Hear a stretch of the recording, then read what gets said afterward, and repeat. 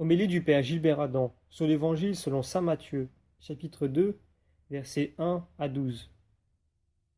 Jésus était né à Bethléem, en Judée, au temps du roi Hérode le Grand.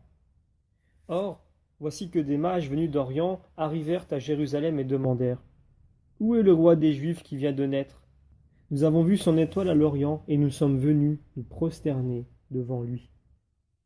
En apprenant cela, le roi Hérode fut bouleversé, et tout Jérusalem avec lui. Il réunit tous les grands prêtres et les scribes du peuple pour leur demander où devait naître le Christ. Ils lui répondirent: À Bethléem en Judée, car voici ce qui est écrit par le prophète. Et toi, Bethléem, terre de Juda, tu n'es certes pas le dernier parmi les chefs de Juda, car de toi sortira un chef qui sera le berger de mon peuple Israël. Melchior, Balthazar et Gaspard se sont mis en route pour offrir à Jésus l'or, l'encens et la myrrhe. Ces mages font escale à Jérusalem. Là, ils auront des indications quant au roi des Juifs qu'ils cherchent, pour l'adorer et lui remettre leurs présents. Les prêtres et les scribes, à partir de l'Écriture, donnent l'indication du lieu où devait naître cet enfant. Ils ne sont pas impressionnés ni retenus par cette annonce. L'enfant Jésus ne parle pas. Il est parole vivante qui demeure émaillotée, disponible et vulnérable. Il est le roi des Juifs qui sera reconnu lors de sa passion par le centurion. Il pourra alors attirer toute l'humanité et être en lien avec elle, reconnu par lui. Maintenant, Jésus est en croissance. Il ne retient pas les mages. L'épiphanie nous ouvre à l'universalité du salut offert en Jésus-Christ, à la crèche. Les mages sont les prémices de tous les peuples de la terre pour qui s'ouvre le royaume de Dieu. Ils sont ouverts et s'ouvrent à l'inconnu. Ils savent quitter, rencontrer, avancer, prendre des risques. Ils connaissent la joie. Ils donnent et ils adorent.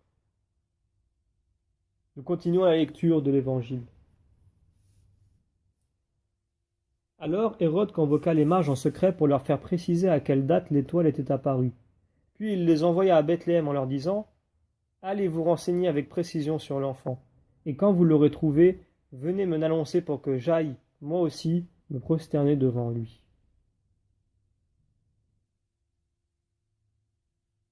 Les chefs des prêtres et des scribes d'Israël sont enfermés dans leur certitude, dans leur conviction.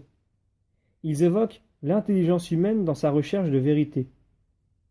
Dieu se manifeste au roi mage. Dieu, lumière, les conduit jusqu'à l'enfant de Bethléem. Hérode, jaloux de ses prérogatives, s'y oppose. La manifestation de Dieu sur la terre est vécue pour lui comme une agression. Il possède le pouvoir, ou plutôt, le pouvoir le possède. Aujourd'hui encore, des hommes font un long chemin pour découvrir le mystère de la présence de Jésus. Pour en saisir le sens, la parole de Dieu nous est donnée. Le Fils de Dieu fait son entrée dans le monde.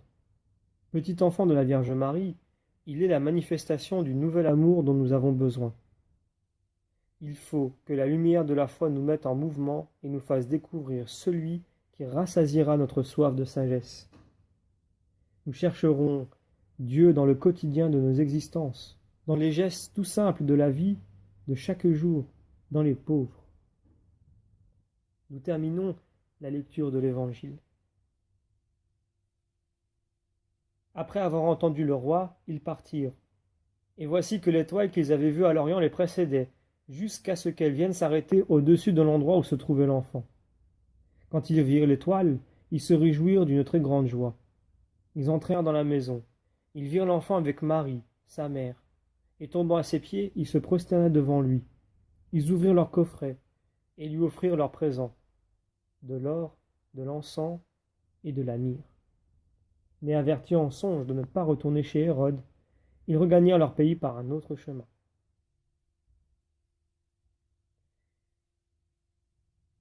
Devant une femme et son enfant, les mages discernent le roi du monde. Ils sont témoins de l'amour qui habite le cœur de cet enfant, qui habite le cœur de Marie, sa mère. Ils sont invités à entrer dans cet amour de Jésus et de Marie. Ils offrent ce qu'ils avaient emmené pour lui. L'adoration est un mouvement d'amour qui part d'un cœur aimant, profond, qui donne sa place à Dieu. Entrer dans cet amour qui se propage est une expérience unique. Cet amour veut se propager à l'univers tout entier pour y instaurer la civilisation de l'amour.